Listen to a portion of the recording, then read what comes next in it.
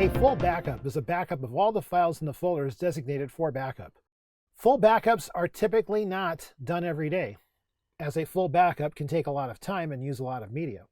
There are many ways to set up a full backup, but on this Windows device, I will search for Backup,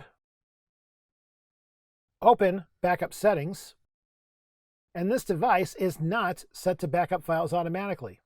To see what will be backed up, should I turn this on, I will select More Options.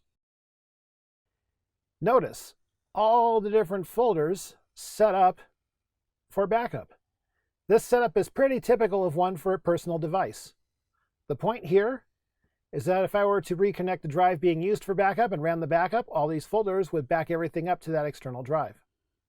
Part of a backup strategy is to make sure backups, especially full backups, do not get in the way of day-to-day operations. That's why most places I have worked at have done their full backups at 2 a.m. or so.